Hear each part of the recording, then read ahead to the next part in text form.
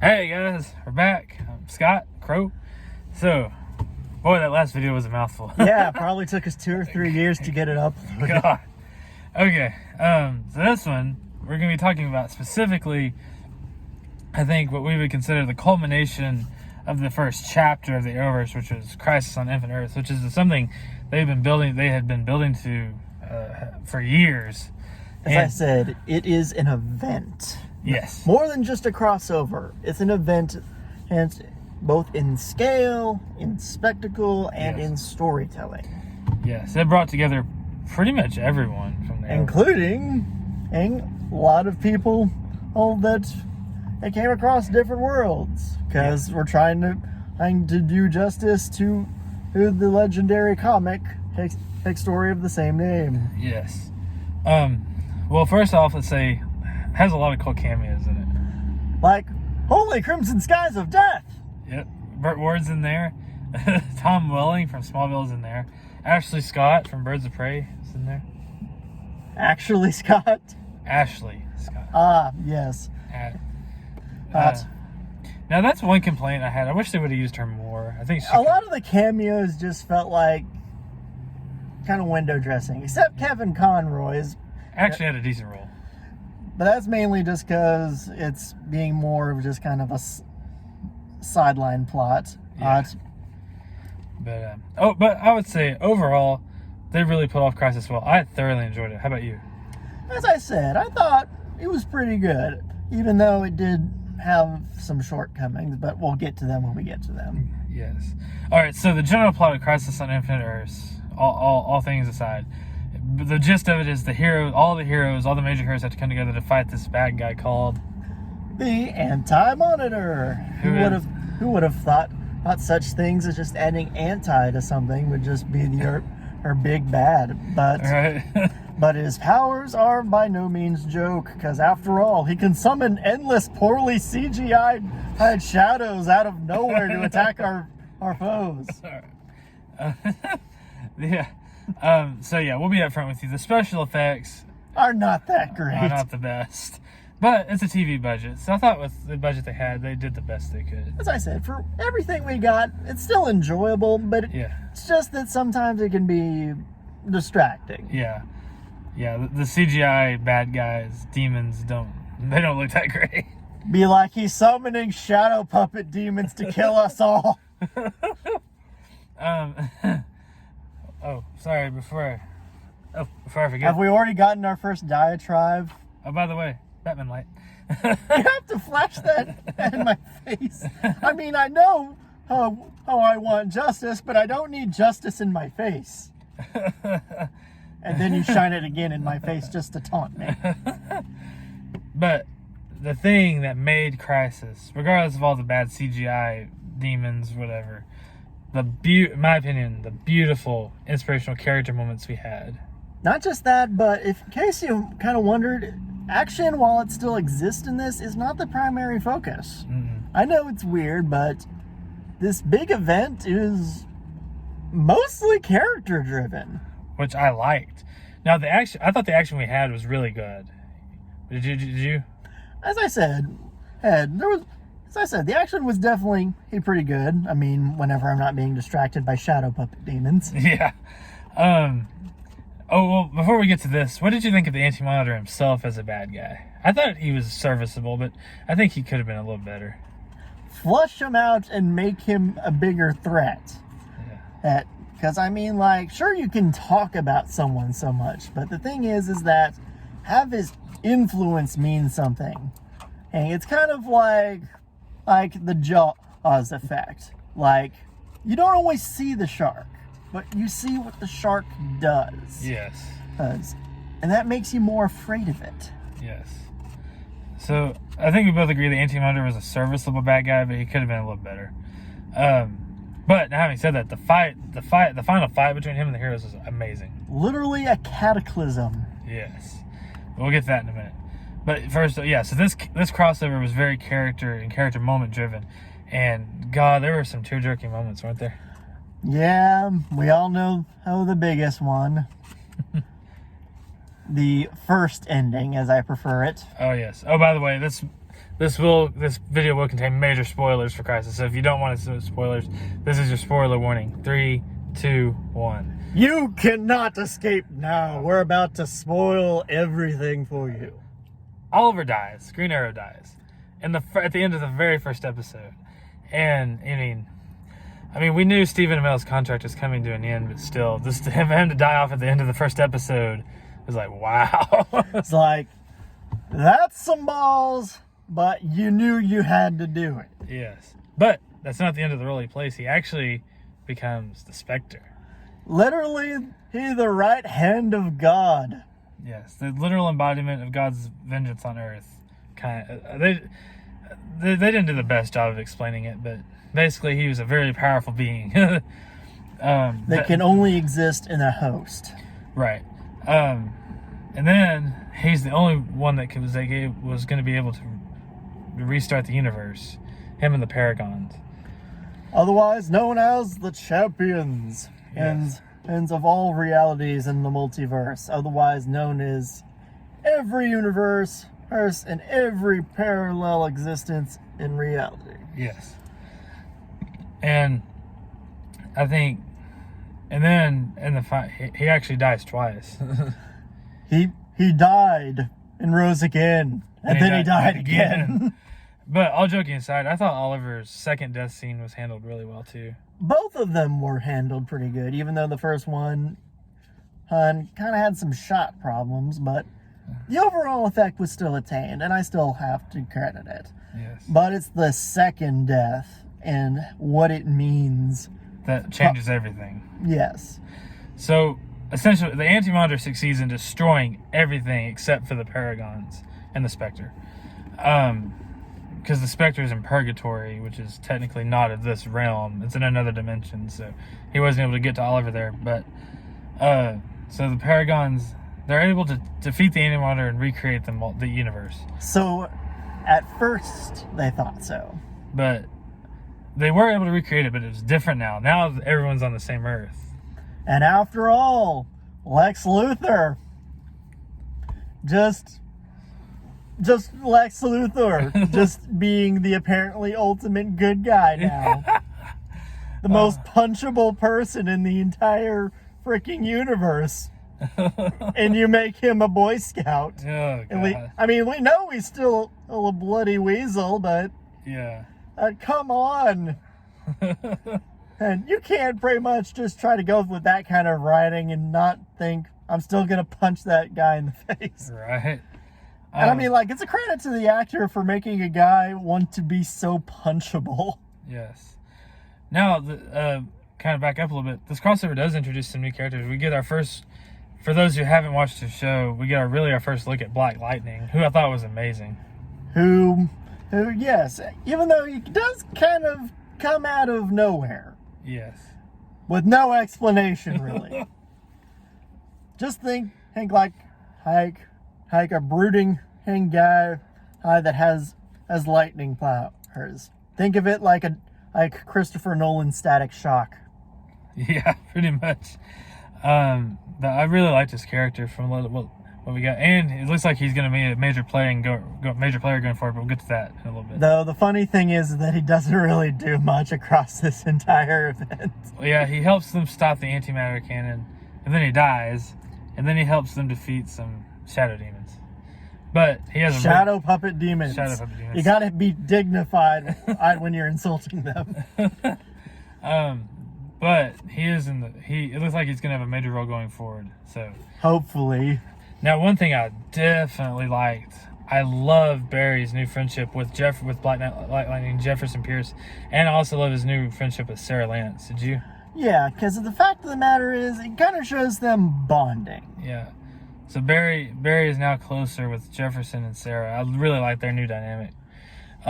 So ultimately, Oliver sacrifices himself again to recreate the universe, even though it's different. Everyone gets brought back. And most of the heroes have their memories restored of the previous universe. Well, I'm pretty sure the best line told by a throwaway character, her at least in the TV show, but in the comics, it pretty much stated everything of how it was. Worlds lived, worlds died. Nothing will ever be the same. Nothing will ever be the same. Psycho Pirate. Yeah, that kind of just takes out all the impact once you realize the name of the character that said it is literally named the Psycho Pirate. They teased him at the end of S-Swords, but he never showed up once in this crossover. It didn't ruin it, but I thought... I mean, like, especially since he's not exactly a big-time player in it, but he does play a part in it. Yes. So I guess it's kind of like the whole Watchmen little case. Where's the giant squid thing? So, anyway... They ultimately, yes, Oliver sacrifices himself to recreate the universe. Everyone gets brought back, pretty much. And then they have one final fight with the Anti-Monitor, which, by the way, Sarah's speech is amazing before they charge him. You agree? Yep. It's like, we must kill him. Yes. She says, like, not today, not ever. Oliver died so that this universe could live. We will fight to our very last breath. I'm paraphrasing, but her speech was dang awesome. It was pretty epic. You can see we're pretty bare bones about this because we don't prepare for this. We're just pretty much just us. We decided to do a video, just take out here some car in the middle of some parking lot somewhere. Oh, man. But regardless, Sarah's speech was amazing. And then, so ultimately they defeat the Anti-Monitor for good. And so anyway, after that's taken care of, I thought they gave Oliver a good send-off for the crossover. Do you? I'd imagine so. I mean, like, they do kind of go a bit in the spectacle kind of case, but when you got a guy that's so heavily focused throughout the case, as well as I said, was the most built-up character there, you kind of figured her to send off to match would be the only way to do it with dignity. Yes. So yeah, I think we both agree Oliver got a good send-off, all things considered. And then the exciting thing happens. We finally get officially, even though they don't call it the Justice League, we finally get an official team of the Arrowverse of 7 heroes. And the members of that team are as follows. We got Black Lightning, The Flash, Supergirl, Superman, Batwoman, Martian Manhunter, and White Canary, Sarah Lance. And I geeked out at that moment. How about you? As I said, I geeked out heavy for it. That is until one thing else got introduced and ruined the mood. It was hilarious. The goddamn reference to the Super Friends. The Gleek. Gleek, the space monkey. Yeah. That aside, they had the Hall of Justice. They had the table. I thought the table looked awesome. Each chair had the insignia of the heroes. I thought it was freaking awesome. I mean, like, sure, it kind of looks like it's made in an old hangar, or not something grandiose like we're used to seeing, like in all the animated series, like the Satellite or even the Hall of Justice. Right, but it'll work. It'll work for what it is. Now, that's kind of how it ends. And yes, there's a slight tease of Gleek the monkey, which is in the... Why must it ruin everything? And for those who don't know, Gleek is related to the Wonder Twins. And we'll just let you look that up on your own. They're considered some of the most useless heroes in all of comics. So. Yeah, because ask your parents, kids. That aside, it was awesome to see finally a version of the Justice League formed in the Arrowverse, officially. Yeah, and the fact of the matter is, the whole case of this is mostly positive. I mean, save for, shadow puppet demons. Yes. But, as I said, everything felt epic. Yes. Everything freaking meant something. Set up that Gleek moment, because that just ruined the freaking ending for me. And because everything that all of those shows had built up, character-wise, yes, and everything sidelining, getting on the fast track to this one big event, and it paid off. Well. Paid off marvelously. Yes, definitely. Overall, yes. And then Gleek happens, and then we all have to hate it now. So we'll just give our rating. What would you give Crisis out of 10 on Infinite Earths out of 10? Yes, I'm pretty sure that just because the overuse of shadow puppet demons used so much just makes it so distracting, it takes 1 full point off of it. Out of spite. That said, it gets a 9 out of 10 for me. Yeah, same. I give it 9 or 9.5. I felt that the Anti-Monitor could have been developed a little bit better, but he was still a cool bad guy though. Yeah, as I said, most the main and I know I keep harping on the shadow puppet demons, and it's because of that. That's not the only bad special effect in it. It's just the one that's just easiest to go with because it's the one we see the most. Yeah. And I also know I'm harping on the Gleek case, but really, when you just have something so awesome as just like the whole team formation case, and you have that happen, it's pretty much like a power vacuum. Everything just goes from so high to abysmal. Yeah. But overall, Crisis, amazing. Definitely check it out. Even if you just watch it as a standalone, check it out. If you're even remotely a DC fan, you should watch it. As a standalone, I would not advise as that because you may actually need at least some refresher course to know what's going on. Otherwise, you may feel confused. I mean, like for us we've actually seen it, and even we are still confused sometimes. Oh, well, I would say you could have fun with it. But you would definitely not get some stuff. As I said, if you're just looking for something that's just a big thrill ride, something that just feels big, watch it. Watch it. Yeah. That, like I said, there's some stuff you may not get if you don't watch the shows, but it's still a fun thing to watch as a standalone. Holy Crimson Skies of Death, Batman. Now, sorry, go ahead. I'm kind of surprised you didn't just flash the bat signal from that. There you go. Yeah, just flash at the camera where they can't see. There you go, justice. Justice. Now let's get to the meat of the stuff. Now that we've talked about everything. Oh, now we're getting to the meat of this here? I thought we just got through talking about the meat of that. Now that we've talked about everything that has happened, let's talk about what's going to happen in the future. So. Is or isn't? Yes. Okay, so let me tell you, let's go over what I don't think they should do first. Yeah, just retcon Gleek right the hell away. I don't think they should do. Well, let me put it this way: if they want to do a smaller scale crossover next year, I'm all for it. But they should still include everyone. You agree? Yeah, all the main heroes. Have the first crossover of phase 2 of all this. Have it be something like their first true threat as a team. Yes. Like something that can test the boundaries of just how. Because, with Crisis on Infinite Earths, that's one thing. Because that's just all them coming together to fight one enemy. Yeah. What happens when you go to the case when they're actually a team? Yes. Do they buckle under the pressure, or do they shine even more so? Because with all that, it's all of the individuals working as a cohesive unit. In this one, it's just a cohesive team. Right. Hopefully. So, I think what we're trying to say is the next crossover should definitely focus on this new team and them having to work together really full-time as a team for the first time. As I said, maybe play on the whole team dynamic there about seeing what's weak, what doesn't work together, right. But then focus on everything that works exceedingly well together, or learning ways to make things that don't normally work together or into something fantastic. Right. Now, so basically what we're saying is they should definitely not go back to just solo crossovers. They should definitely continue to, even though Oliver is gone, they should still continue to have annual big crossovers, and that they should definitely still focus on that and not just go back to the solo stories. Maybe so, but they'll still go with the individual cases because, much like comics, they still have the individual stories that build themselves up along the lines.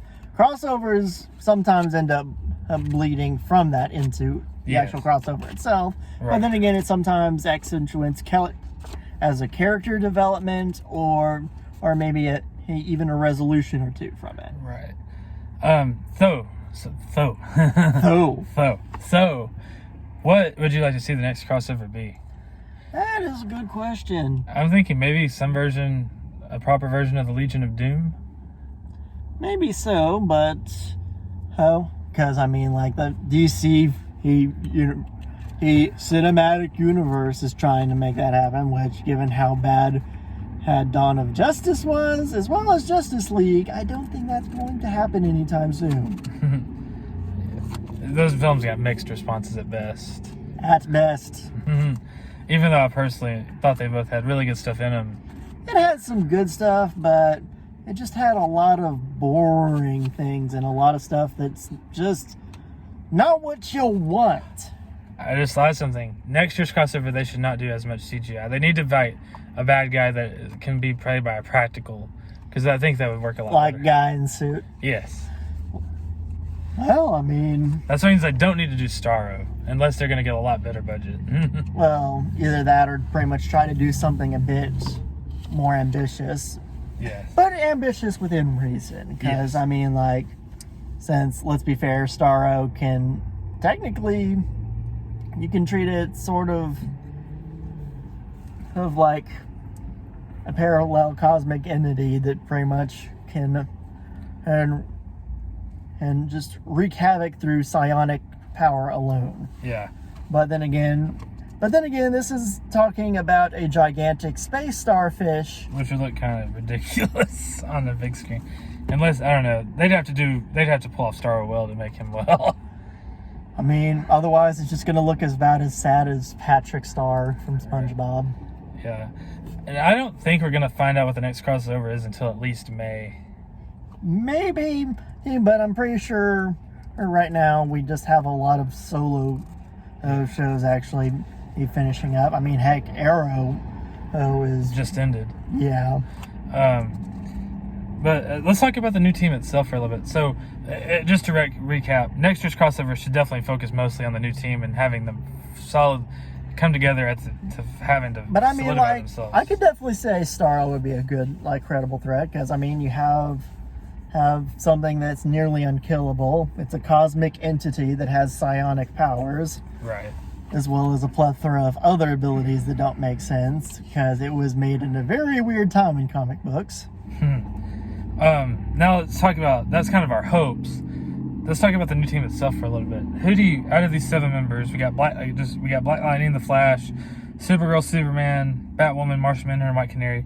Who would you like to see who do you think should be the team leader? That goes without saying, White Canary. I agree. Because in comics, Black Canary actually, he was the leader of the League for quite some time. Yeah. Because the fact of the matter is, you have a tough nonsense, but still cares deeply, not just for her teammates, but those that are close to her. Yes. I agree. Sarah would probably be the best choice. Followed maybe by Barry. Yeah, but the thing about Barry is that he wouldn't exactly make the best leader. I mean, like, don't get me wrong. He is a very capable superhero. It's just the fact of the matter is that I don't think he'd be able to handle, like, being able to go about leading the cohesive case, since after all, he's still pretty much going about being a superhero and using powers that even he doesn't fully understand. Did you say the same for Kara or Supergirl? I mean, Kara is still also not a good choice. Because while Kara may be technically the strongest of the ones there, that, again, it's back to the big problems I brought up in the last video with the two. They're pretty damn naive. Yes. And you don't, and anyone that knows how leadership goes about with it, especially as a character trait, that does not build leaders. Yeah, so I think we both agree Sarah should be a team leader. Because at least with her, after everything she's gone about, every case she's had to go, she can lead people. She can even talk sense into other heroes. Yes. As she does often with Green Arrow. Same case with Barry. Yes. And she's the one that ultimately led them all against the Anti-Monitor, so they kind of set her up. So, by all means, she would probably be the de facto leader here. Yes, she should be. Now let's talk about our theories. I think they're going to build I think over the next few years, they're going to build to another event like Crisis. We're going to have some smaller scale crossovers, and then I think we're building to another huge event. What about you? Well, that's kind of the end all there, because as with any kind of phase, much like in the Marvel Cinematic Universe, each phase goes about with something that builds up to the case, and then they have something that's really big for it. Yes. Like, for example, the end of phase 4 in the Marvel Cinematic Universe was as well Infinity War and Endgame. Phase 3. Phase 3? Yeah. Yeah, 3. Phase 4 starts with Black Widow. Oh. Ending of phase 3. But the ending of the Infinity Saga was Infinity War and Endgame. Well, it's the same point, her debacle aside. Yes. The fact of the matter is, that was the ending statement. That was the period, the exclamation mark, and the question mark. Yes. Like, it ends here with this line, and it ends up in such a grand state, and we're all left with the questions as to what happens after and where do we go from here. Right. And I felt Crisis kind of the same thing. This chapter's wrapped up. The Anti-Monitor has been defeated, and what's coming next. So I think it'd be a good idea. I think they're going to start out with a smaller scale crossover that still includes everyone. Something like on the level of Invasion is what I think they should go with. Invasion, and as I said, had invited a case that had stakes to it, but again, that was just the testing ground. Right. I mean, don't get me wrong. As an experiment, it works fine. But we need something that can build from there. Yes. But work something like that to where it goes for the full team as a unified front, instead of just everyone's bound by the same circumstance of trying to save the universe or reality or whatnot. Right. I think we've pretty much covered everything. We're just kind of in a lull right now until they announce what the next crossover is. We're all question marks here, people. Yeah. So they're having the upfronts. The upfronts in May, which is where CW and a lot of the other networks go to announce their plans for the fall. Hopefully we might find out some more about the next crossover there. But until then, we're just kind of in a lull, and the shows are doing their own thing. But I'm really excited to see what the next crossover is going to be. True, and as well as pretty much kind of like if there's one thing we didn't talk about, and that is the epilogues, which showed off pretty much so many different new facets. It's both ones that already exist and ones that have not been introduced yet. Let's talk about the ones that have not been introduced yet. The Green Lantern Corps. Stargirl. The Doom Patrol and Titans have been around for a while now. Yeah, even though we kind of still hate Titans. Though Doom Patrol is kind of underrated. Oh, and then Brandon Routh's Superman might be getting his own show. Rumored. Do not say yes. We're just going with rumors here. Right. That would be awesome. I thought he made a really good Superman. What about you? Yeah, especially since it's not the usual kind of Superman you go with, since they chose a certain kind of Superman. If you can remember the Elseworlds story, A Kingdom Come, or from the story Worlds at War, you can see that there's a notice black background behind the iconic S. Yes. Which the whole reason for that was honoring fallen heroes in essentially a superhero civil war. Right. And no, not as bad as Marvel's Civil War comic. Movie was fine. Comics just no. Well, needless to say, guys, we're excited for the future of the Arrowverse. And I'm looking forward to what's coming next. I bet you are too. Well, the future's on the horizon. We just have to go forward and meet it. Indeed. Hey guys, thank you so much for watching, and we're going to continue to practice and try to make these videos better and better. But thank you so much for sticking with us. And stay tuned, fellow nerds, geeks, freaks, and otherwise. And I know you're showing justice just to taunt me. This has been Painkiller Crow. Scotty. And peace out.